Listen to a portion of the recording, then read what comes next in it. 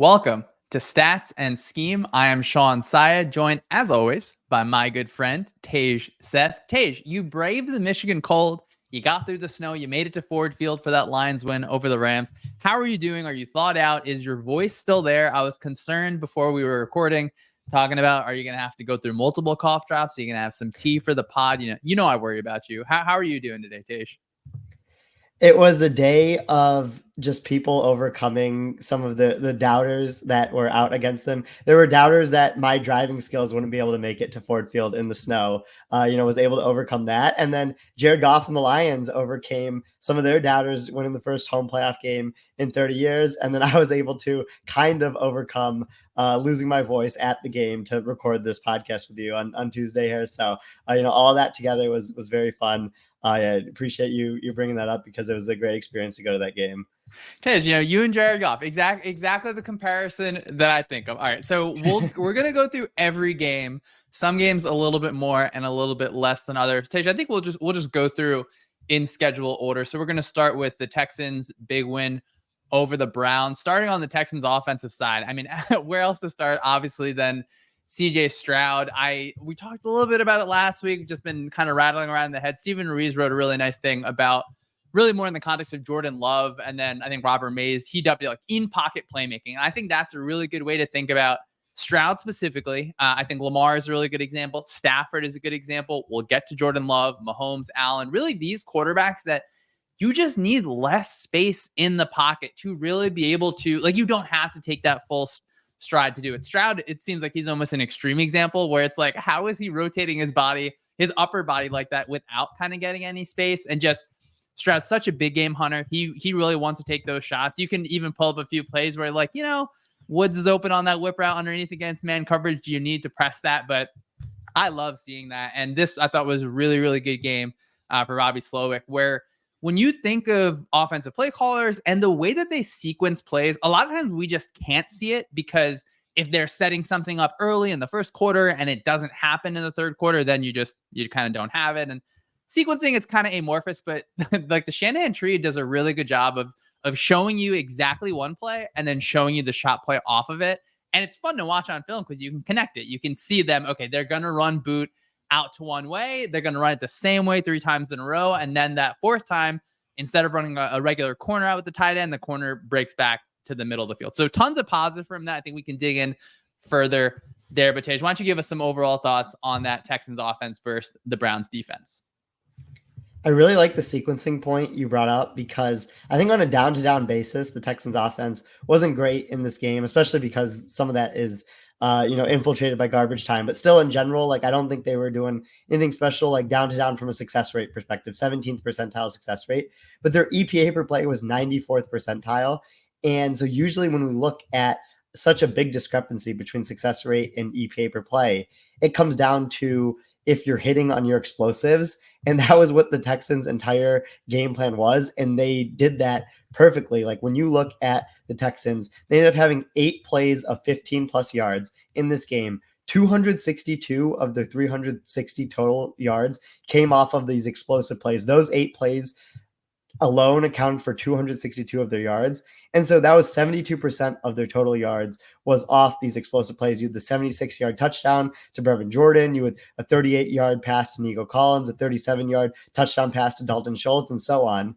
And so when the league average is only 46% of total yards coming off explosive plays, the Texans hitting that 72.7% mark shows that it was the highest rate of their team this season, but also the 12th highest rate of any team in any game this season. So they were solely built off explosives in this game. And it goes back to a point that Judah Fortgang and our very own Ben Brown wrote up a couple of years ago about what an explosive play can do for the drive that you're on. And so 70% of the drives have 0 explosive plays. They have 0 plays over 20 yards. And on those drives, the average EPA is negative 1.12. So usually the drives are losing you expected points added when you don't have an explosive play.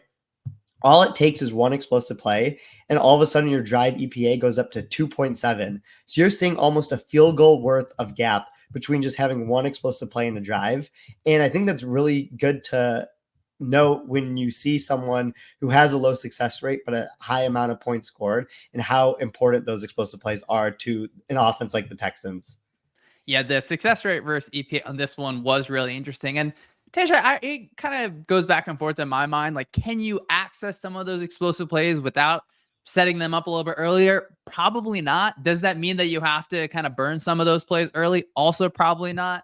But then if you ask them, I'm sure that they don't see it as burning plays. They're setting up everything. And again, this was a really clear example where you can draw that through line on. And thinking about how Schwartz usually does against a lot of the Shanahan offenses, he's had a lot of success and has been one of the rare defensive coordinators that has been able to have success, partially because when the system wants to say, hey, we're going to conflict your linebacker in this way and that way, they just say, you know what, we're going to run our linebacker straight through this gap and you're not going to be able to do anything about it. But the Texans did an awesome job. They were the definition of purposeful motion and purposeful fakes. It was not just for the sake of doing it. They were really able to pull linebackers exactly where they wanted to. They were really able to get the cornerback's eyes exactly where they wanted to. And then they have things like a throwback screen. And even another thing that may be a little bit harder to measure, but it feels like watching on film that they're a very well-coached team because some of the details feel so specific, where the receivers are getting to exact landmarks. They are breaking at like the exact moment that the timing is perfect with Stroud steps, and seeing that over and over, the backside linemen doing as much as they can to kind of cut things off a little bit is just, it's just awesome to see. And then when we look at it, the Browns home versus road splits, where it seems like at home they're this historic defense, and then on the road, a lot of those numbers do drop off. Obviously in the aggregate, they did end up with super high marks across the board. That was interesting to me because from thinking about it at a high level, okay, some of it makes sense that, you know, your defensive ends, they're not going to have the same get off. If the offense, they can, you know, get into their just different counts in different ways. They're not always going off the silent count. You know, they are able to probably communicate things a little bit easier kind of back and forth. But then looking at it a little bit more from a schematic perspective, I think that something we've seen across the league is on that boot play where you're faking run, say you're faking it to the left and then booting out to the right. A lot of times in the past, you'll see that unblocked defensive end kind of just chase down the quarterback. They'll tell them, don't even respect the run. Now what a lot of teams are doing on the side of the boot, so the way the quarterback is going, they'll have that tight end actually hold up in blocking just for like a tick or two. So that means there's no free defensive end chasing the quarterback. That player can release, and it kind of can give that linebacker a little bit of a feel that this is actually going to be your run. So Tate, I don't know if you have any thoughts on the kind of home versus road splits thing there for the Browns. Yeah, I mean, the Browns defense not doing as well on the road, was something that definitely bore out in this game. But I still think home road splits are somewhat useful when evaluating overall units, players, but more noise, if anything, like especially with football already being such a low sample size sport, only getting 17 games on the season. When you cut down that data to 8 or 9 games on both sides of things, you're going to get a lot of noise introduced in the data set that you didn't have before. But something I wanted to bring up with you, you talked about getting these linebackers to bite on play action using boot concepts. The Texans still had a negative 1.4% pass rate over expected in this game, despite their EPA per pass being really high and their EPA per rush being really low. And that's kind of been the story of the season for them. Is that something you think that is intentionally using the run to set up these soft zones, which CJ Stroud is able to go off against? Or is that something that you think Bobby Slowick should look to reconsider, especially in games like against the Ravens, where they might need to pass a lot to keep up? This is something where it's the internal kind of like looking at the X's and O's versus the, obviously we have so much good information about not even just advanced data, like regular data that is such a conflict for me, because you shouldn't have to consistently have that lower rate. And to me, it always feels like you have to have the threat of the run. You don't have to run the ball 15 times to be able to get your play fake. You can, and the Texans do a great job because they can get into heavy personnel.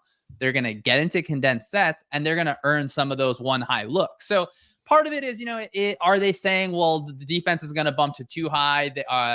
Like now we have to like check out of it a little bit. So I'm definitely punting this question. It's the one that always kind of goes through my mind, because the Texans are not like a top 5 rushing offense by any means, but then you have Stroud back there absolutely dealing. So I'm not 100% sure. I like to think that you don't need to run that many times to to get some of those play fakes. I do feel like a little bit was maybe the 1 high, 2 high looks that you're getting, because a lot of those plays where you see early on that play action, you get that crosser, the safety's hammering down. Now we know we can access a few different things. And I wonder, obviously, with game script, they had those 2 interceptions that we'll talk about on the other end. That flips it a little bit. So I'm gonna have to cook a little bit more on that one. It was good though. Fun to see Tunsil versus Myles Garrett, where like I love that Slovak always has, it seems like a well put together blocking plan for his plays. You can't just draw up the explosive play without having a lot of protection a lot of times on these play action plays. So that was interesting as well. And Tej, I know something that maybe you want to talk about a little bit, but I was not hesitant on Stroud. We were always positive on him. I think we talked about him really early. It took a little while for me to be like, all right, well, this guy's just a top 10 quarterback, and we can't really argue against that. So I think that you maybe wrote this down. How should we update kind of our priors when you work through the season and into the playoffs for someone like CJ Stroud? I think it's a really interesting thing to talk about because I respected how you were slower to come around to Stroud than others, because when you look at the sheer variance of quarterbacks and how like different things like heaters can happen, I think that it was something where you have to account for Stroud's supporting cast, his play calling, his prior being that he's a rookie, but also someone who was drafted number 2 overall, which bears better than for, someone who was taken on day 3 and was playing at that level. For example, like there's a higher chance of Stroud repeating performances than a quarterback who entered the season as a backup quarterback that was having similar production. So as you keep seeing these games, I think it's really good to just keep moving Stroud more and more to the right of your distribution. But as long as you treat things from a Bayesian statistics perspective, you're always going to understand that he could fall back to the mean of what was projected of him coming into the season, or the mean of what was projected of him after 8 weeks, because all of that information needs to be taken into account when looking at a quarterback's overall body of work versus when they're on like a hot streak, for example. Yeah, and for the record, I mean, it has been said into this microphone. I was very, very pro Stroud early on. My hesitation was always like, how many games does it take to make someone like a top 5 quarterback? And yeah, he's giving. I feel like he really has given me enough, especially when you start to think about he is on a rookie contract. Like how special that is for Houston to be able to have that level of play. And obviously, I hope that he's able to continue with Bobby Slovic and they're able to continue kind of growing out that offense more and more. And as you mentioned, quarterbacks on heaters, I think we'll flip it over to the Texans defense versus the Browns offense. We knew that Joe Flacco would fall down to earth at some point in this game. Thinking about it from the Texans perspective, I really like that we saw Stingley following Cooper really throughout the game. And that kind of feels like something that if you have a defensive system where you can't get to that, where there are defensive systems where they are really, really hesitant to follow, in sort of ways. I get it that, you want to keep the integrity of your zone structure and such, but the NFL is such a matchup league over and over. We saw it all playoff weekend long, where if you can match up your best defensive player and do something to hinder that best player on the offense, that goes a really, really long way. And now Tej makes me think a little bit more like DeMeco Ryans, that playoff matchup. I think it was 2 years ago against the Packers in the snow. He's a really, really good game planner, which is something that I'm very excited to see continue. Obviously, they had that really good game plan against the Dolphins, but they had Fred Warner. They got a few different players. It felt like the Browns wanted to. They tested the can we just run play action all day kind of thing, and it felt like the Texans did a good job, leading that safety a little bit towards Cooper, get that Flacco magic to wear off. So Tej, what do you got on the Texans defense versus the Browns offense? Yeah, I think so. When you looked at the Browns in like the 4 weeks that they had Joe Flacco starting as quarterback, they did rank 25th in EPA per dropback, 21st in success rate per dropback in that time frame. But again, like we mentioned with the explosive plays on the, when we were talking about the Texans, the Browns are so explosive with Flacco that even though the down-to-down consistency wasn't there, it didn't matter because you could live with the extreme results of him, either finishing drives with a touchdown or an interception. And in this game, they did have the high negative play rate. As expected, it was 18.6%, which is third percentile. So, they had a very high negative play rate, but they weren't able to balance it out with a high explosive play rate. They only had 5.7% of their plays be explosive. And, I think the Browns had 2 really good drives called by Kevin Stefanski to score touchdowns on both of them, but they just weren't able to replicate that for most of the game. And I think in a large part, it was because of Derek Stingley. Like you brought up, it was a huge Derek Stingley game and a good reminder of his talent level and what he's capable of. Next Gen Stats had some really good points about this. So, previous game, week 16, Amari Cooper had 265 yards and 2 touchdowns against the Texans. Derek Stingley shadowed Amari Cooper on 18 of his 21 routes in the first half, and Cooper didn't have any catches against Stingley in the first half against that. The whole game, Stingley only allowed 1 reception for -6 yards on 3 targets when lining up among Amari Cooper. So Derek Stingley didn't shadow in the regular season. He stayed, on his left side. But in this game specifically, he lined up as a right cornerback on 14 snaps in the first half to specifically match up against Amari Cooper. And I thought, like you brought up, that was a great game plan from D'Amico Ryans to break a tendency that they'd showed all regular season in the playoffs with a hyper-specific idea. Yeah, I have so many good things to say about D'Amico Ryans. Do you think it makes sense just go over those 2 interceptions for touchdowns real quick? I think that first one was definitely caused by that pressure up front that helped kind of create that floater from Joe Flacco. And then you just see guys running downfield with nice blocks. Tej, there's like 2 things that I love on interceptions is if you intercept a pass, and we had one earlier this year, it was the Chiefs against the Dolphins in Germany. If an intercepting team ever laterals the ball, you immediately become a great defense, right? For stats in the scheme, that is important. And then downfield blocking on interception. Like these guys are clearly like they're attackers. They want to score there, which is nice. And then that second interception, just in quick game, you have vision on the quarterback, you make a break on it and take it to the house where that looked like, oh man, we've seen that from the 49ers this year. I think they had a play against the Cowboys that kind of looked like that. I thought early in the game, the Texans did have some of that, cover 3 looks where you're in that one high shell where that's where the offense wants to be in. If they can get your middle of the field safety to hammer down on a crosser or really just kind of play with that player in any sort of way, it is able to open up those routes where the offense is comfortable playing with 2 receivers against really 3 defenders in that 3 deep look. And then I thought later on, Ryan got to just more of the pre-snap 2 high shells overall, where if you're comfortable, if you can fit the run from that look, that is going to make your life so much easier throughout really every single thing. So I've loved that. I think the front has just improved. Like Grenard and Anderson is just a really fun group. And when we think about from a team building perspective, the Texans are, I would say, set at quarterback. They're a really good tackle. They have receivers we like.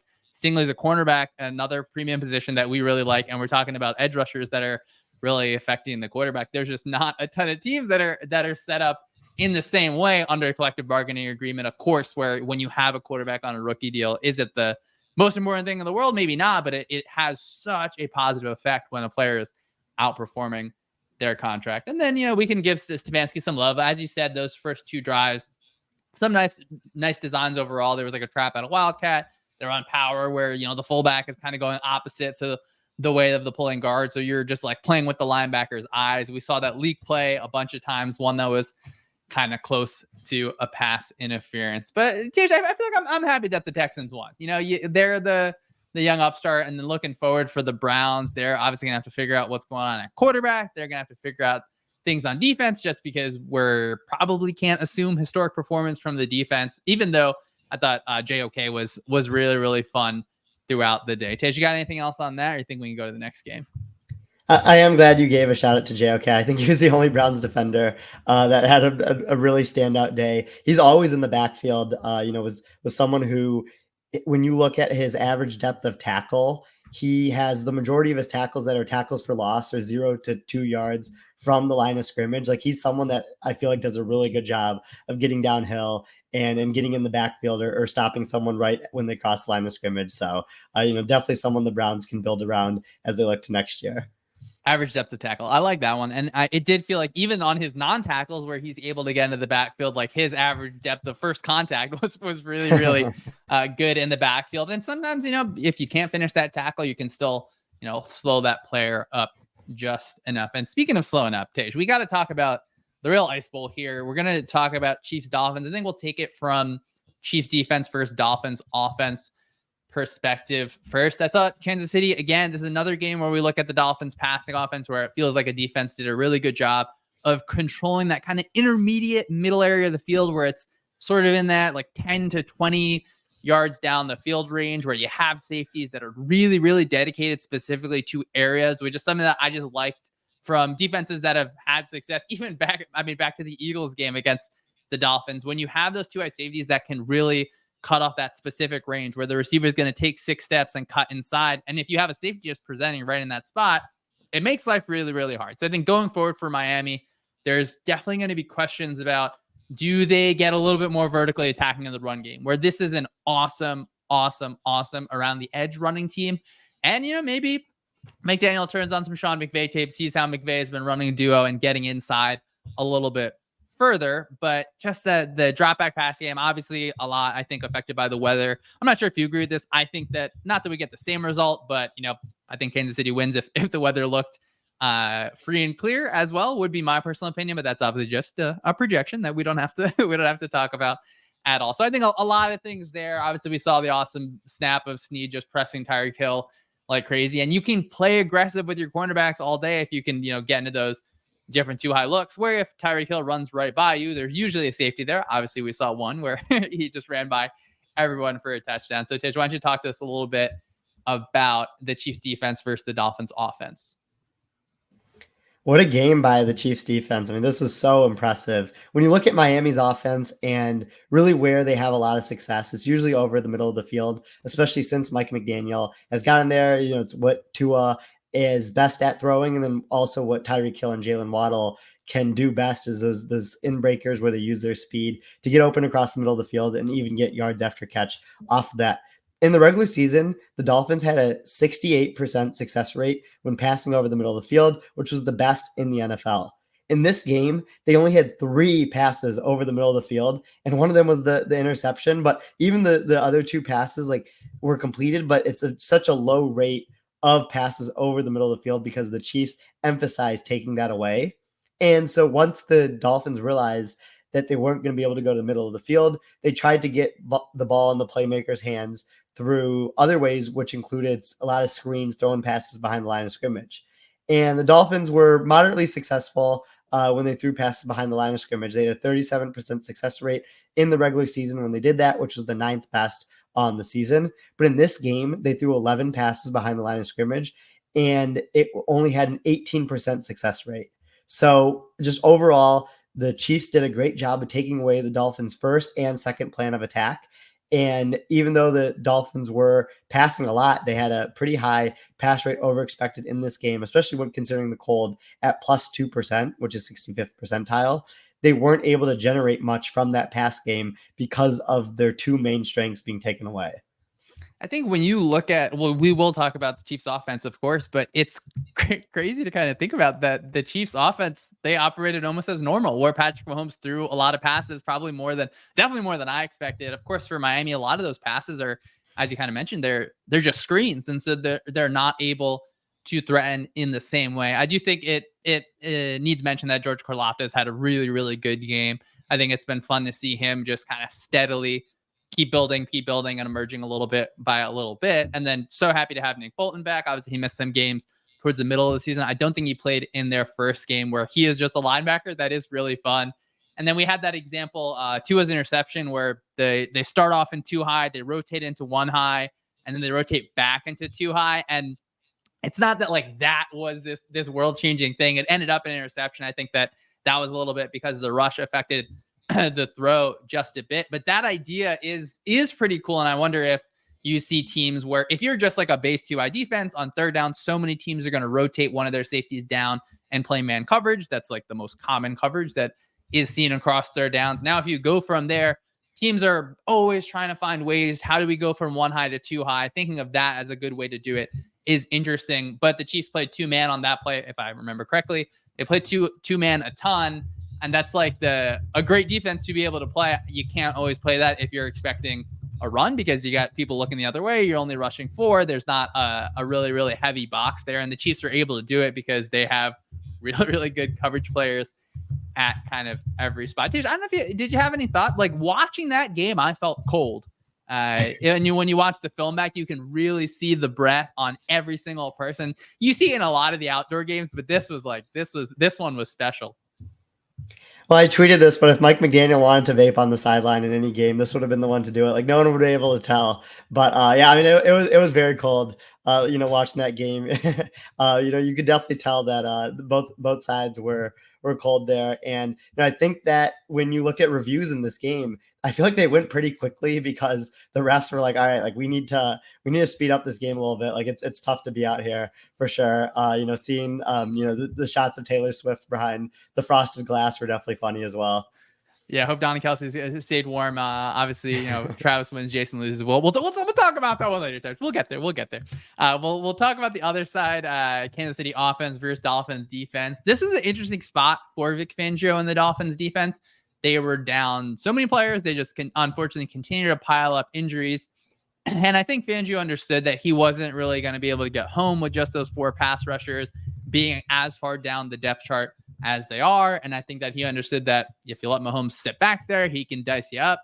So really, really going against his base tendency, which I don't think, from watching a lot of Fangio film, from hearing people that have, sprung off the tree, like they are not at their core a blitzing philosophy. That is not really, like, they would much prefer to rush 4, cover 7, just bother you enough that you have to take an extra second, and our pass rushers are able to get home. So they ran a lot of cover 0 in this game, which was fun to see. Maybe you say, oh, if you bring him from depth, that's not always the best thing. Maybe you can line him up and force the issue a little bit more. I think the response there is then, Mahomes really knows that it's coming.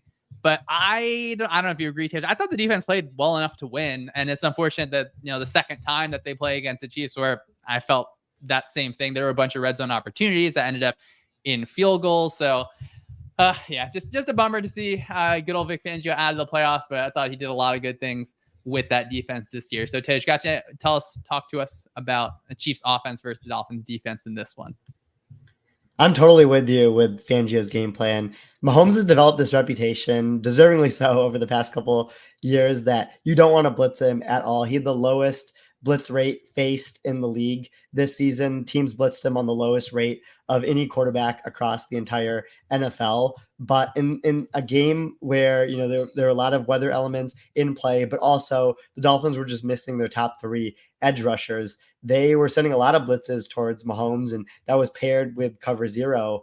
And when the Dolphins played cover 0, Patrick Mahomes had -6 EPA on those plays. When they played any other coverage, he had +19 EPA. So ended up finishing with +13 EPA on the day. And it was split because of the coverages that were being played there. So I thought Fangio did a great job of just not having much talent, not only the edge rushers, and also missing some key players in the secondary as well. And, Rashee Rice continues to step up on the Chiefs side of things, where when Mahomes wasn't being blitzed, he could go through his progression and find Rice for big games. Rice had 8.9 total EPA in this game when targeted. The other Chiefs pass catchers had 7.6 total EPA combined. So I don't know where the Chiefs would be if they didn't end up finding Rice in this year's draft. I think he's been phenomenal for them. And, you really saw that in this game as well. Oh, Tej, Rashee Rice, another one of our guys, like really, really deeply and truly our guys that we stand for and talked about so much. I thought something that was that he did really good is just tracking the ball in this game, where you can really clearly see the difference, I think, between him and other receivers on the field at different points, where when that ball's in the air, he's got a really good feel for it. He knows, I think, the angles of departure for him to be able to get there. So I really like that. And I even think that the Chiefs, they just had, maybe it wasn't even a plan for cover 0, because I don't think that you go into that game thinking that Fangio is going to run cover 0, whatever it is, like 15 or 20 times. But, after you see it a few times, you call those quick in breaking routes. You attack the middle of the field in that, intermediate area when you get Rice on those crossers. And especially when the defense isn't really dropping anyone off the defensive line out of that pressure, and they want to send, 6 or 7 in multiple ways. And seeing an offense just really in their base sets having this ability to deal with cover 0 was really nice, because the last game of the week, when we get to talk about the Eagles game, that was an example of an offense that did not necessarily have all the built-in answers for cover 0. So, of course, shout out to the Chiefs there. And, Kelsey had some drops on the day for sure. You hope that when the weather gets a little warmer, though I'm not sure how warm it'll be in Buffalo, it certainly won't be that cold. He still very clearly has the ability to settle down in open areas. Of course, they're going to draw a ton of attention from that second level where, you're going to have the running back kind of going out into the flat. Or I think it was Rice in this example where he's crossing Kelsey overall. So I think we're always going to want a little bit more from this offense, but that's really because of number 15, because we just want the best for Patrick Mahomes, who really is continuing to show us that he is the best. I don't know if you remember, you saw the like the helmet chipping. That reminds me, like one time my brother in a little league game when they still use aluminum bats, he snapped an aluminum bat in half, which was just like the weirdest thing ever. So, the equipment test, I don't know. We wouldn't be able to podcast in 0 degrees. You can't equipment test in 0 degrees either. Tish, you got anything else on Chiefs offense before we head over to the Packers Cowboys game? I am very impressed with hearing that story about your brother, though. I feel like he was probably just launching bombs off his baseball bat in Little League. Well, I mean, I will say it was like the coolest sound ever. Like this, I don't even know how to recreate it, but real Field of Dreams moment, of course. A Field of Dreams, not a Field of Dreams moment. The for the Cowboys, we'll go Packers offense versus Cowboys defense. Tage, I think we talked about the Packers offense more over the last few weeks. Part of it because they were, of course, winning games and climbing into the playoffs, but it makes sense sometimes for a younger team that it's going to take them a little bit more to emerge. But even going back, like even around that Chargers game, I thought the offense was doing a lot of fun things overall. And Jordan Love, I mean, what is going on with Packers quarterbacks? It doesn't make any sense to me. I don't know what's in the water over there. They've got, it feels like they have 3 in a row, but I want to talk about Matt LaFleur's plan. I thought that they came out in 12 personnel a bunch, and the Cowboys matched that with dime. So 4 down linemen, 1 linebacker, and then 6 DBs. I have to think part of that is because the Cowboys just like don't really have any other linebackers on their roster at this point. They obviously have dealt with a ton of injuries, so it's not like they have a bunch of people to be able to put in that spot. So LaFleur did a good job, I think, of manipulating the Cowboys defense. You get into that 12 personnel, you run the ball straight at them, because if they can't create that tackle for loss that we talked about a bunch against the Lions, that's going to become a problem for that defense. I loved seeing Aaron Jones there. I just have like never had a negative thing to say about that guy. I just love how the way he plays the game. He's always so fun. And I thought that the Packers were very, very conscious, as they should have been, about having a smart plan for Micah Parsons. And I was interested to see that Dan Quinn, I think, does a good job of putting Micah Parsons on the offensive lineman that he thinks that Parsons is just getting consistently beat. So even when Parsons was moved inside, the Packers were conscientious of that. But having their running back, like, as opposed to chipping the guy over the tackle, you're like chipping from the inside in kind of a weird way. So you find a different way for your running back and your right guard to create a double team overall. So Tej, why don't you talk to us a little bit about your thoughts on that Packers offense versus the Cowboys defense? Yeah, I like a lot of what you said there. I think that it was really impressive that the Packers obviously were able to have a 99th percentile EPA per play performance, and Jordan Love to have 25 total EPA in this game, with Romeo Doubs being the main beneficiary of it with 17 total EPA. And so I really liked how the Packers came out early with 12 personnel, play action, under center. Cowboys just didn't have an answer to match that. So like you mentioned, like, great job from LaFleur there. And this is also something I've been thinking a lot about lately in relation to teams like the Packers, the Ravens, the Bills, or, the teams like that, where they don't necessarily have a true alpha number 1 receiver option right now, but they just have a mix of guys that can go off on any day. And I'm starting to think that's making the defensive coordinator's jobs pretty difficult to plan for. The Packers had 6 different pass catchers, finished between 300 and 800 yards in the regular season. This year, Jaden Reed led the team with 795 yards, all the way down to Luke Musgrave with 352 yards. And so when the Packers come out in 12 personnel with Tucker Kraft, Luke Musgrave, and some assortment of the 4 receivers that they have, it's very hard to know where the ball is going to. Their target share is very distributed, and they were the only team in the league to have 6 pass catchers with between 300 and 800 yards on the year. So I think that made Dan Quinn's job very difficult in this game to game plan for them, because you don't know if it was going to be a big Jaden Reed game, a big Romeo Doubs game. It could be a Dontavian Wicks game, Christian Watson game. Like, they just have so many players that can beat you, and they don't have the true number 1 option that you're going to try everything you can to take away.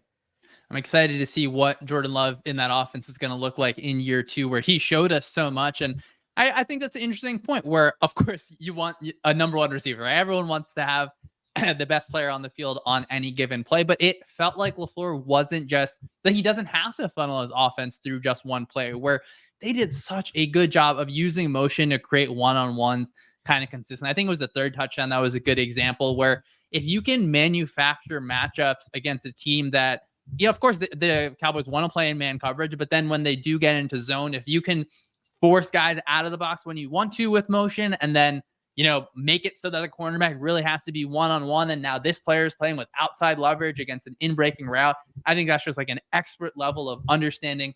You don't just use motion to change numbers. You can use it to affect leverage in different ways. And LaFleur, even going back to that Bears game, you dial up a lot of those shot plays. Those are, of course, very fun. But I think on a down basis, LaFleur just showed just really, really, really good job. And you mentioned that 12 personnel. Obviously, Tej, this is a personnel diversity podcast. We are pro personnel diversity, and it does feel like offenses that are able to do that specifically have such an advantage in stressing a defense. And I think in the offseason, we will have a deeper linebacker value conversation. This one is interesting because, as I said, the Cowboys, part of his injuries there, of course, they play from ahead a whole lot. So their linebackers and how they fit the run fine. I think a lot of times this game, there were a lot of, they call eye violations where, a linebacker or really a safety in that spot is looking in the direction where the play is not going because the offense has done a good job to manipulate it. But I'm not sure if this game radicalized you on just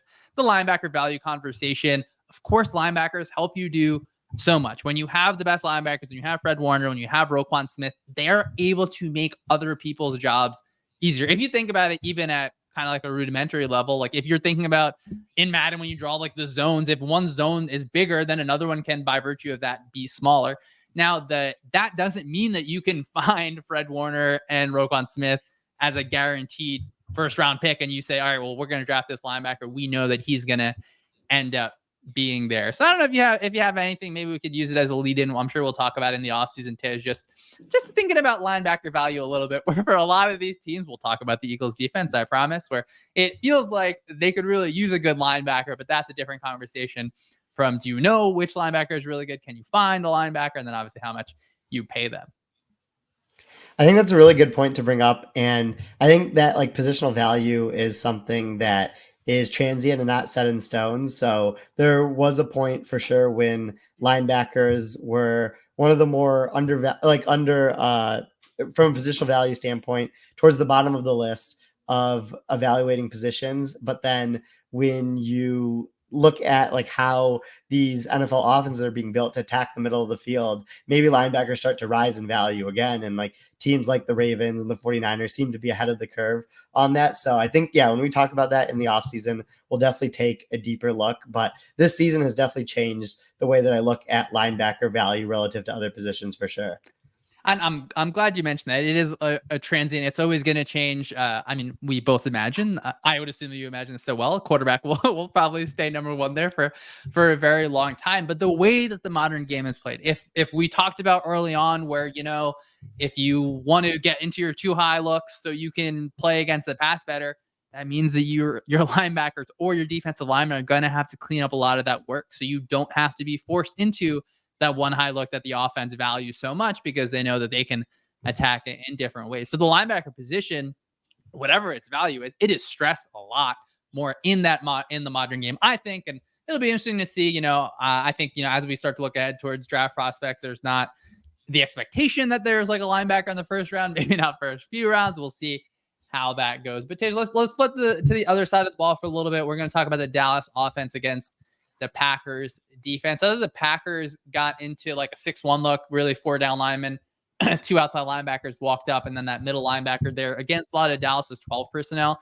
I think I would have liked to see Dallas spread out from 12 personnel a bit more, where I don't think that you're going to have too much struggle. I think as a Cowboys offense passing against Green Bay from that specific set. So maybe that's something you see a little bit earlier on, but you go behind by 27 early. It's obviously a huge hill to climb. We don't have that kind of same rubber band that we see in basketball so often. I think it's just an offense that it's going to take a little bit of study in the offseason, I think, for me to really have I think more developed takes. I think you have to imagine that they would want to have a second receiver that can take a little bit off CeeDee Lamb's plate, because we always talk about, build the entire plane out of CeeDee Lamb, but you still want to have someone else, I think, that can, make those kind of easy buckets. So Tej, I know you have any thoughts on Cowboys offense versus Packers defense?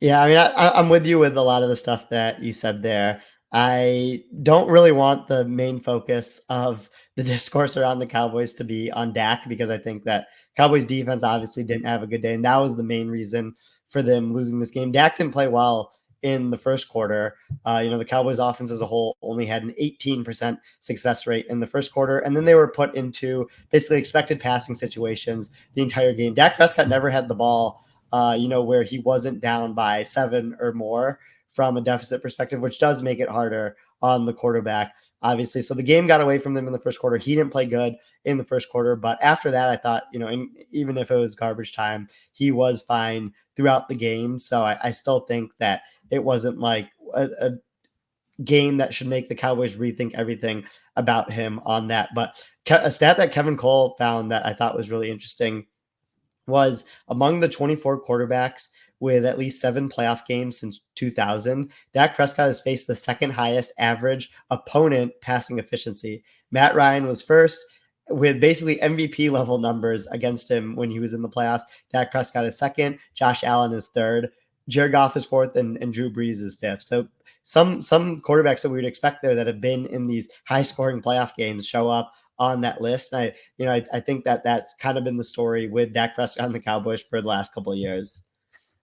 That's like whatever, like run support as a pitcher, a little bit, not obviously not the exact same thing there. And I hate it that we have to narrativize a little bit about the teams, because obviously, like, look, the Cowboys lost. Now we have their whole entire season. We can reflect on what their season meant, on what their season was able to show us, what it taught us in different ways. And I mean, Dak played so well for so much of the year. So that was really, I think, a bummer of a game to go out on. But all right, let's get away from the bummer. Let's get to the fun.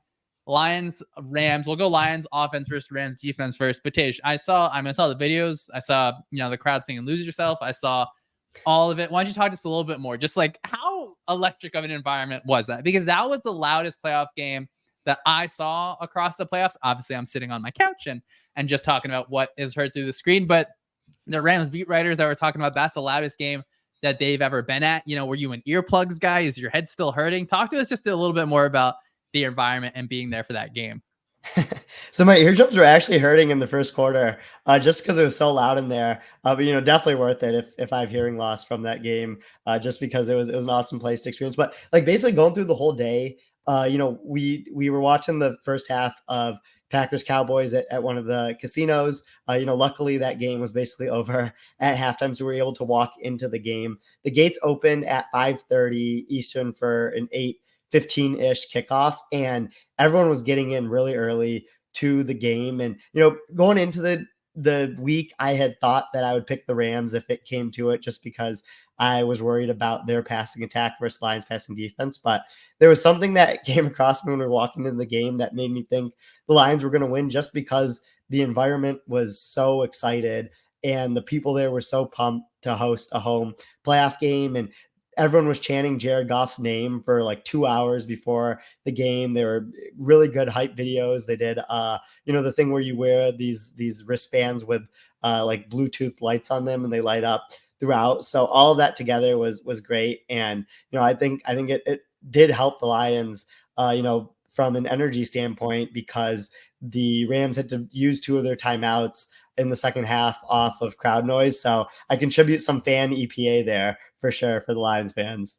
Yeah, Tej, I would definitely want to see your personal, how hard were you waving that bracelet? I want to see your particular stats, and we will talk about the game management thing. I think we'll have a little bit of a conversation on it today. I think that's another one we can talk about a lot in the offseason in terms of kind of burning timeouts and such. I think, we'll start Lions offense versus Rams defense. And I think as you watch the game, one thing that a lot of people pointed to is, well, why is that defensive end from the Rams dropping out in pass coverage all the time? It's like not a bug of a defense. It's absolutely a feature where if you're in a 5 down front and you want to rush all 5 guys, that means you only have 6 people pass coverage on the defense, which means you're likely either playing, 5-man cover 1, or you are playing a 3 under 3 deep fire zone, where the Rams, I don't think they really want to be in those situations because they probably don't feel as comfortable with all of their coverage personnel overall versus who the Lions and how the Lions are attacking. So if you're only going to rush 4 and you're going to play those odd fronts where you're, playing, I think you're able to play a little bit better against zone running specifically, you're going to drop out a defensive end. So part of that is a good job by the Lions enforcing that based on, the Rams can't just fit you from the run, from 4-down looks, from regular kind of nickel. They have to get down into that 5-down look. And then now, do you have the plays and the players to be able to exploit that?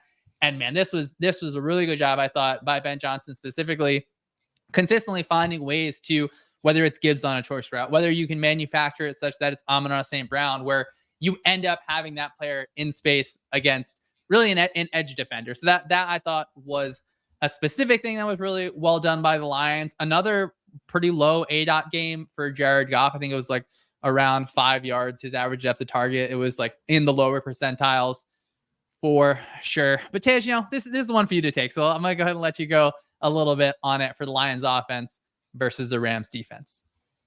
I agree with what a lot of you said, or a lot of what you said there, because I think, it really came down to Jared Goff just finding number 97 when he dropped back in coverage. Like, that was what the Sam Laporta touchdown was on. That was what a lot of the Lions plays were on. And that's why I think it was a low average at the target game. Jared Goff had a 5.3 ADOT in this game, which was the 3rd lowest of the season for him. The Lions also had the 3rd most yards after catch per target and 3rd most YAC EPA of the season as well. Rams had 15 missed tackles in this game, which was a season high for their defense. I think all of the Lions' skill position players really showed out. You have the David Montgomery forced missed tackle to basically close out the game on the Lions' last drive. You had a Sam Laporta missed tackle, even though he was playing injured, early in the second half. Like, I think all of that together was great. And, you could really see, sitting from our seats where I was sitting with our friends Arjun Menon and Eric Eager, that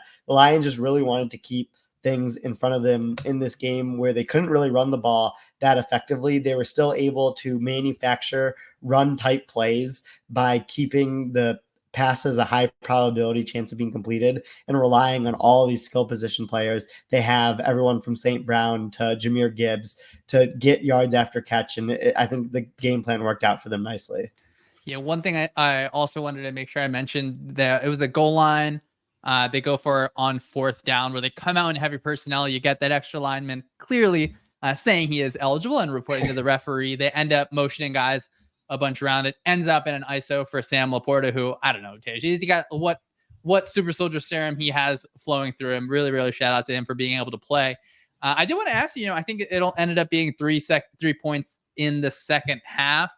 Tej, are you worried a little bit? Is it something where you feel like if the defensive pass rush can affect the quarterback in a little bit of a way, a lot of that kind of explosive playability is going to melt away? What's your level of concern for the Lions offense as they prepare to go to Tampa Bay? But even, I guess, even before that, like, literally the first playoff win in your lifetime is so cool. So these are champagne problems, I feel like, for you at this point, where literally a once in a lifetime occurrence, and now they go to the divisional round, potential to go to the conference championship game. Like, it is a good worry to have that you're worrying about your team in that way. But overall, just Lions offense, as I said, 3 points in the second half. Tej, I don't know if you had kind of any feeling of worry there, whether it was live. I'm sure that the stands were quite worried, but you as well, kind of looking at their offense. I do think you bring up a valid point, because you just continue to see what the delta is between a Lions offense when they are not allowing pressure versus allowing pressure. And it's such a big drop off compared to other teams, which I think is worrisome, as you're going to play the Buccaneers and then, hopefully a team after that in the NFC Championship, where if these teams do get pressure on the Lions, you can really muddy the waters for them. Goff was kept clean the first 3 drives of the game, which resulted touchdown. Had a bit of pressure on the final drive before halftime which resulted in a punt. And then the second half was more pressure and, not as much scoring from the Lions. So, I mean, it's still the same kind of thing out on the Lions, and the games that they've lost this year, they've all been basically because of the same style of play where they're getting pressured and the offensive line is not holding up as well. But luckily for the Lions, the offensive line usually does hold up enough where they can continue to score, because that is what they've been doing in a lot of games this year. Yeah, Tej, I think that, I think we can go to the other side now. So Rams offense, Lions defense.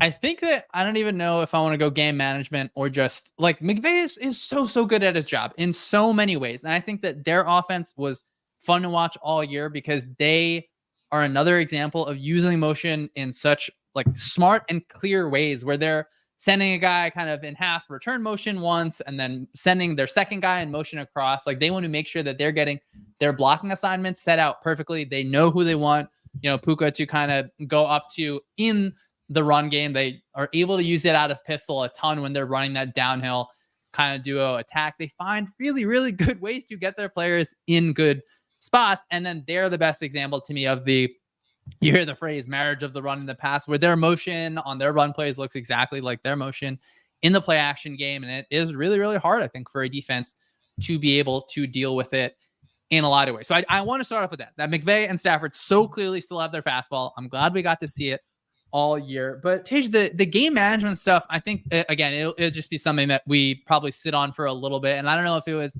because just watching it, I was like, all right, well, the Lions are going to score a whole lot of points. And it ended up that they didn't score 40 points. But to me, the not being aggressive at halftime, that was one where I was like, I get it, but I would have loved to see them do it where you have Stafford is on such a heater, and obviously he gets banged up towards the end of this game, but that was a big one. And just or less than just saying, oh, you need to go for it on fourth down every single time. Because that, I don't think that's ever what we would say. I think it is context dependent. I think when you're kind of going into it, like your A priority is that or your prior setting is that we're probably not going to go for it on fourth down. That does change how you call plays on third down a little bit, where we see it with Ben Johnson a lot of time, where he's more than happy to get into a nice run look at a shotgun and run trap on third and 5, because he is comfortable and understanding, we're going to be able to call one more play for this. And I think that, the Rams get into that 3rd and 8 situation, they have to get 10 yards. They have to get 11 yards. They have to convert on that play because they're likely not going for it on fourth down. And then from the other side of that, you're able to see the defense is able to understand that. They know that they're probably not going to attack short of the sticks because they're probably not going for it on fourth down. And then you get the Lions have a really nice example where they kind of send pressure. I think it was like off the quarterback's left side on the goal line where, Kupp ends up in like a kind of like a double move kind of in the end zone. So I know that was just me kind of rambling my thoughts, because McVay is so clearly like a 100th percentile, I think, play caller, designer of plays, like creator of offense. But to see what felt like to me just a little bit on the decision side, just a little bit left on the table, where it's literally like the razor's edge for this game. And that, I think, is the difference. So, Tej, I don't know if you have any thoughts on that specifically, or you could just talk about Matt Stafford just slinging it in general, but Rams offense versus Lions defense, and then the context of some of those decisions. I'm with you on the 4th and 8 decision. That would have been a go from me. Ben Baldwin's bot had it as a recommended field goal at plus 1.9% win probability added, just because the chance of converting a 4th and 8 from the plus 11 was 30% chance. But again, when you look at the context of the game and how well Matthew Stafford was throwing to Puka Nacua and how that was virtually unstoppable for the Lions the entire game, and also how you felt about the Lions offense against the Rams defense, and if the Rams defense was going to be able to get the stops that you needed to win the game, I think that when you looked at that decision, that was one that I would have considered going for it. And then you also look at the decision where the Rams have a 3rd and 4, gets called back for holding. It becomes 3rd and 14, and an incomplete pass to Puka Nacua, where they could have called holding on it, but the refs ended up swallowing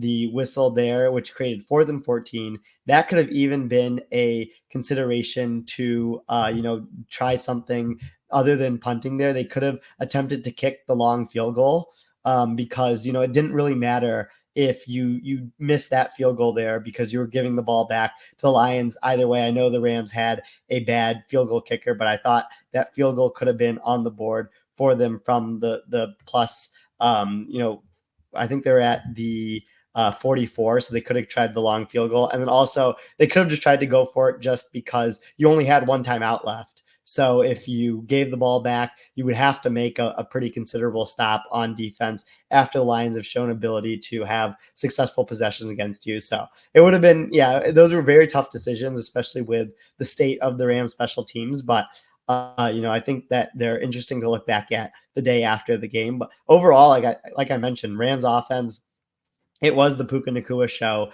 15.5 total EPA when targeted. The other Rams pass catchers combined for 6 total EPA when targeted. So Puka was all over the place. And I think that he's going to be ranked really highly on some wide receiver lists entering next season, which is very impressive for someone who's a day 3 rookie to turn into a season like he had.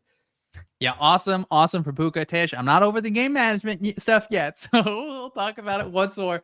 It is hard to convert 4th downs. It is really hard to convert on 4th and 8. It's like so easy for me to, especially the day after, especially after things don't work out. Like my job's not on the line. If I go for it, you go for it on 4th down, you miss it there. And obviously, it's easy for me to default to aggression kind of in those circumstances. I think it's more that I just so clearly trust Stafford, McVay, and all of them to be able to kind of come up with something that I think I want to see it. So, hopefully, I think that McVay at points during the season, I think he ended up cleaning up a lot of that sort of stuff. And again, I am saying this with the assumption that, aggression is good, but, I think you could have a reasonable argument that maybe not the best thing in the world. The timeout situation, I think, was a little bit rough where I think that they ended up burning 2 timeouts on 3rd and longs before 4th downs. And this is something that I feel like I've thought a little bit more about this year because the Eagles, for all their faults, are usually really good at having timeouts late in the game. And that was something that I think I noticed for them. So now it feels like, why don't you just take the delay game? It's 3rd and 9. You have a pretty low conversion percentage anyway. Take those 5 yards. I think that your timeouts on those last drives could be more valuable than those 5 yards. And then as I type that to you, Terry, then of course they throw a quick screen and convert it by 1 yard. So joke's on me for that one. But I don't know if you have any thoughts on this. I think this is something that we're going to have to also dig into as I continue to list more things for us to be able to talk about into a microphone. I think after watching it, you feel like 3rd and 9, just sit on the delay. Just take it. Those timeouts, especially in a close game specifically, I think are something that you're going to want later on. I don't know if you have any thoughts on the timeout thing there, Tish. I'm with you there as well. I think that when it's in the first half, you can use those timeouts. At worst, it would only cost you a part of a possession at the end of the half. But when I mapped out timeout strategy with an offensive coordinator one time, and we were going over second half, you want at least 2 timeouts with under 2 minutes to go. And then, if you can have all 3 timeouts, obviously that is the best case scenario. And it is worth it in most cases to take the 5 yards, delay a game, especially when you have a quarterback and, offensive play caller that were executing at such a high level like Stafford and McVay were in this game, where you can feel even better about getting in those situations and still converting and keeping all 3 of the timeouts, given that you were in a deficit the entire game basically and knew that at the end of the game, those timeouts are probably going to be more important.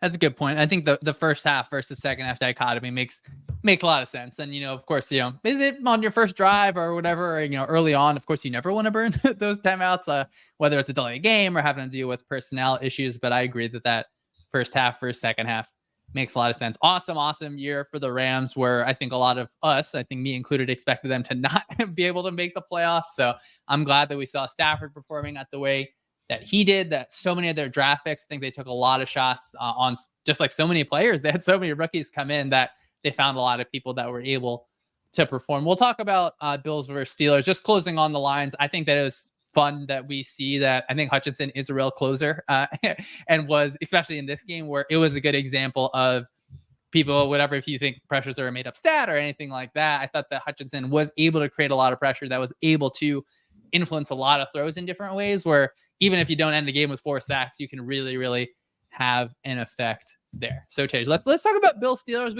I don't think we have to spend too much time on Bill Steelers, as both of us we can't quit Josh Allen guys. Josh Allen didn't quit on that one run that he had, whatever, if it was a fake slide, if it was just a hezzy, whatever it was awesome to see. I did like that the Bills, I thought, did a good job earlier in the game attacking cover 2, where they ran kind of just like cover 2 beaters. I think there were in routes from the outside, and then those deeper out routes from the inside. You conflict that cornerback in a little bit away, and then you're from empty, you're getting an isolated matchup with your innermost receiver on that middle linebacker that's kind of dropping up the field. That ended up in a touchdown. They had a nice play where I think this was their earlier touchdown, where they're from a closed set and they send a running back quickly to the flat, and then like a condensed tight end on a corner route. So that just makes a cornerback's life hard, and make them communicate in different ways where you can create openings. I thought that they moved Diggs around, I think, a little more than what the eye test was telling me, a little bit more in their pass game. So I like seeing that, get Diggs off of Joey Porter Jr., and just find ways to keep ramping up your offense as they get to play Kansas City next week. So Tej, any thoughts overall, Bill Steelers, either way, or if you want to complain about rest differentials before Buffalo, Kansas City?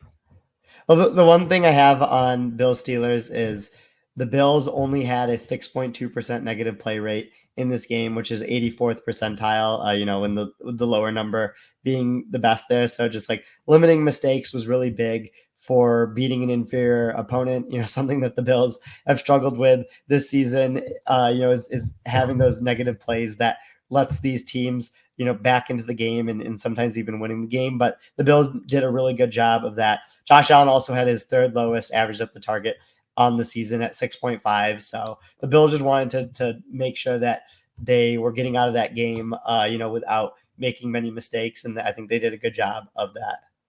Yeah, happy to see James Cook, I think, continue to be used in fun ways and show explosiveness in ways that I think will really matter in their next game. How many Bills injuries do we have to see, especially on defense? That's been, I think, just a bummer overall. So unfortunately, going into next game, not the healthiest, but we'll talk about that a little bit after. Dash, Eagles Bucks time. It is time to talk about Eagles Bucks. I think this one was frustrating for me from the Eagles offense perspective, because when you think of a Todd Bowles defense, I mean, I asked my dad, Tej, and he would tell me, this guy seems like someone who is blitzing a lot. And, the numbers show that, the film shows that, that is what Todd Bowles presents as a defensive play caller. And that is his philosophy. So you understand that is what the issue is. I think you likely are going to have, built-in solutions hopefully for your offense, whether it's play specific or player specific, to beat those looks, specifically, cover 0, where they're sending more players than you can protect against. And there's not like an intermediate middle player in any sort of way. And the Eagles have struggled with this the entire season. So that's what has been just frustrating, where it feels like in their system, sometimes it feels like they don't have built in, we're going to break hot when we have kind of an extra blitzer sent. They don't access the middle of the field area all that much. And it's a question as to like, okay, do you blame someone about that specifically? Is it the structure of the offense? Is it the design of the offense? Is it what the quarterback prefers? Whatever it is, it was so clearly a problem this year. It was a problem last year. And it feels like if you have the Eagles on your schedule next year and you don't call cover 0 at least 7 times, like you're leaving something on the table, because I would love for the Eagles to be able to solve this and to be able to, like the Chiefs did against the Dolphins, have those just in-breaking routes, whether it's a quick slant from the outside, whether it's your innermost receiver that's running, across there. Obviously, Tish, everyone can't have players that are as great as Rashee Rice, but it was just, I think it was a tough game for the Eagles to go out on. I speak about it with a little bit more exasperation. We don't even get to do another episode of the Philly Special, because there's no film to look forward to for another game. But awesome game for Devontae Smith. So want to make sure that there is positive there. But just thinking about Eagles offense versus Buccaneers defense first, Tish, any comments on that? Congratulations to you and Shaw on a really great season of the Philly Special. You covered everything I think you can cover with an NFL team. Good offense, good defense, bad defense. It was special to listen throughout the season. But yeah, I mean, again, when you look at the Eagles offense, and I still think Jalen Hurts is a good quarterback, obviously.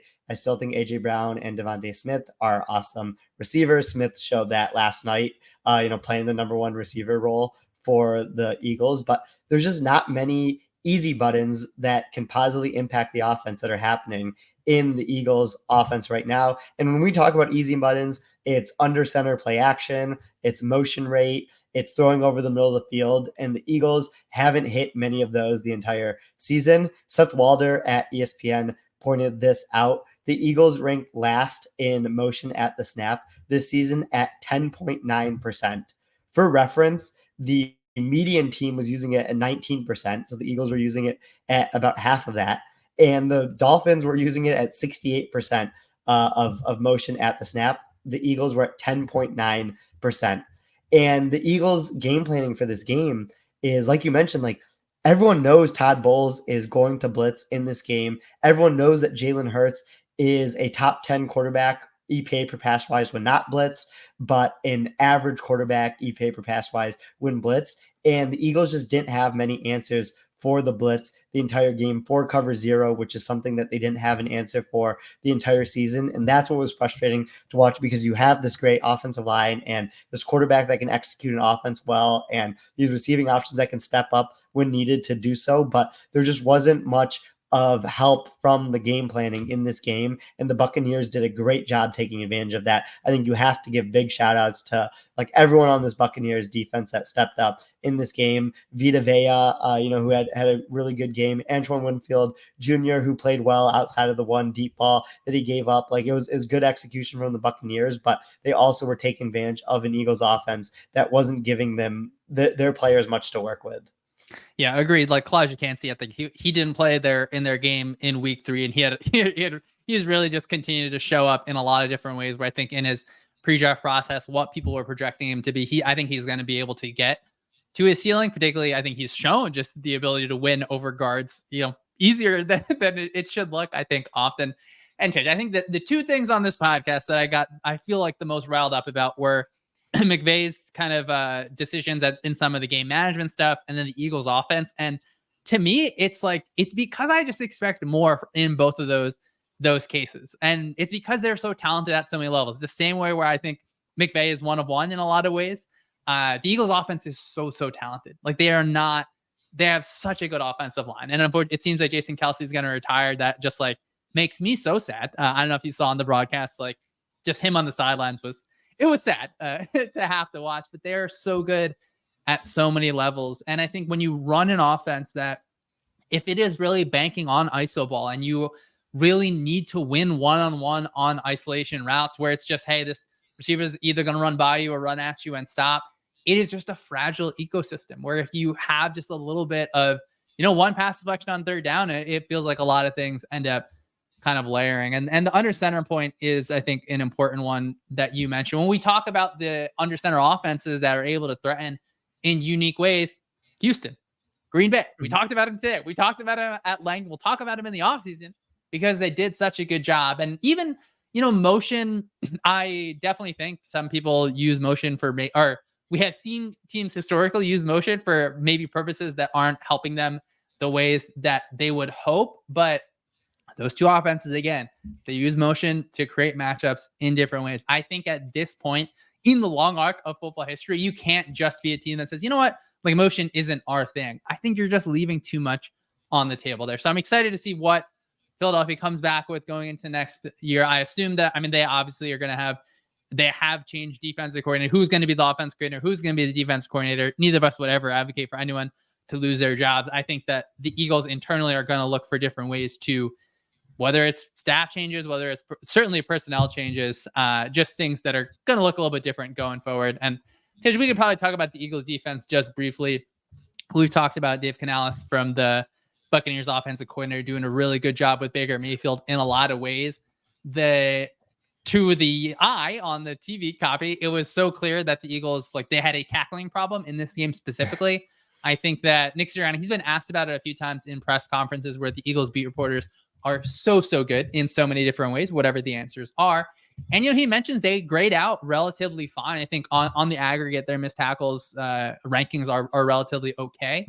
That's another example where it feels like, like all of us are watching this and we can see, there is an issue in tackling. So I'm excited to see, obviously the big data bowl this year, I think is a little bit based. I think, Tish, correct me if I'm wrong, it's based around some sort of different things related to tackling. So I'm excited for that. But I don't know if you had anything on Buccaneers offense versus Eagles defense as we wrap up this. This is our longest pod, Tish, and we're almost at the end of it.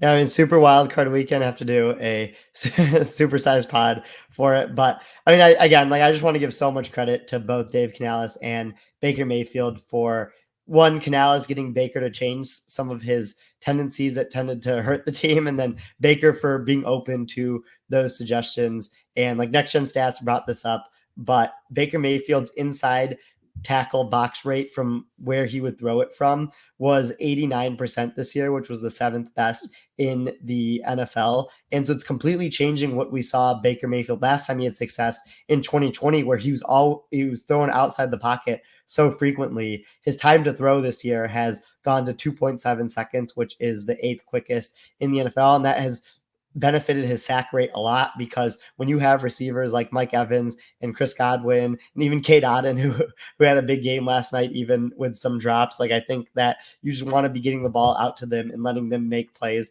as often as you can. So Baker finished with 13.3 total EPA on this game. Could have even been bigger if it wasn't for some big drops by some of his pass catchers. And I think that it will be a really fun game when he comes to Detroit from an offensive perspective, as they continue to play that out.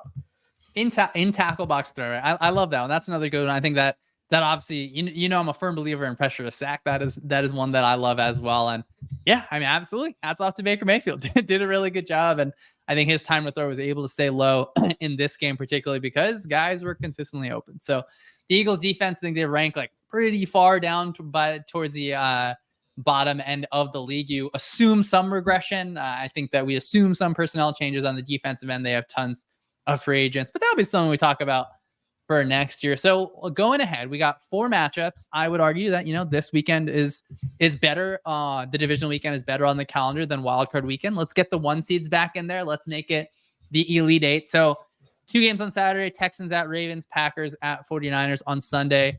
Buccaneers at Lions, Chiefs at Bills. Hopefully I said that right. If I said that wrong, please forgive me. But Tej, I think we can go through these just super quick, maybe like one thing on each game. Obviously next week we'll review all 4 of these. Maybe we'll record a 2-hour, maybe it'll be a 3-hour podcast. We'll see who calls timeouts in like the middle of the third quarter and frustrates us to that point. But first, Texans Ravens.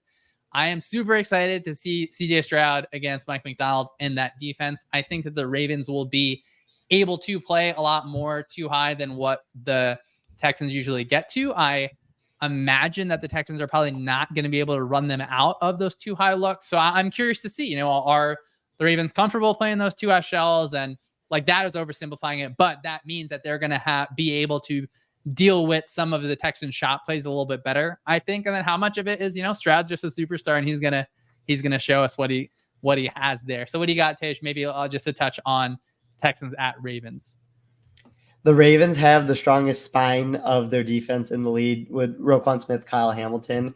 So not only is it going to have to be a big Nico Collins game for the Texans to stay in this, but they're going to need their outside pass catchers like Noah Brown and Robert Woods and Xavier Hutchinson even to step up as well. And I think if they do get that, they can keep this game close in Baltimore. Yeah, that one's going to be a fun one. All of these, I think, will be fun ones. All football games are fun. They're maybe at different levels of fun. But next, Packers at Niners. This one is going to be a lot of fun for a lot of reasons. I have to imagine that San Francisco's offense is able to take advantage of Green Bay on defense. From the opposite side, though, I want to see what is Jordan Love and Matt LaFleur's ability to attack the middle of the field, particularly against the 49ers, because Fred Warner can just like erase an entire area on your game plan. So, is it you conflict him? Is it I don't know. I literally don't know. Like, how do you do it? How do you attack him? Hopefully it's a balance in the run and the pass game for them. So I'm really excited to see what Matt LaFleur has in store, particularly in that middle of the field area. I think we can, at this point, almost expect LaFleur to have his explosive plays kind of drawn up. So I'm more interested to see kind of outside that. Tish, how are you feeling about Packers at 49ers? Yeah, the side of the ball that you brought up is going to be really interesting. The other side of the ball, I think, will be intriguing as well, because I am curious to see this 49ers offense coming off 2 weeks of rest and 2 weeks of preparation, like what they have dialed up, how long their scripted plays are against the Packers defense, and what they do when they get off script in this game, I think will be pretty telling of what we can expect from the 49ers offense in the playoffs. Yeah, I think that Shanahan's microscope is going to be big on, if you see a Packers defensive end dropping, and we saw it, and again, it's not a bug, it is a feature. It is an unfortunate thing that happens when you play, especially those 5 down fronts. Like we saw it, CeeDee Lamb had it on, I think it's Walker who ends up walked out in those situations. I'm sure that Kyle Shanahan will have a bright smile for those situations. Now moving to Sunday, we got Buccaneers at Lions. I have to imagine that the Bucs are able to score on the Lions offense. I think after the Eagles Bucs game, I was like, okay, like chalk in, everyone book your hotels for the next game where whoever wins Packers 49ers, Lions are going to face them. But I think that the Buccaneers defense can cause some issues for the Lions offense.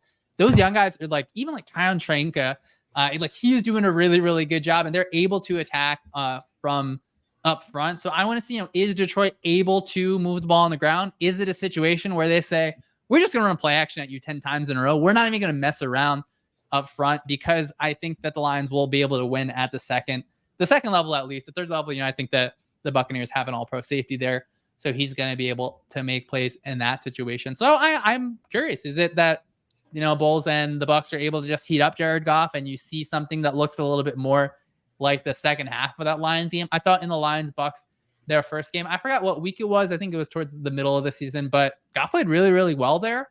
So I think that maybe Bulls learns a few lessons from that in designing their game plan for this one. But I don't know if you have any thoughts on Buccaneers-Lions, Tej. I am very curious to see what Aaron Glenn does with his defensive backs against Chris Godwin and Mike Evans.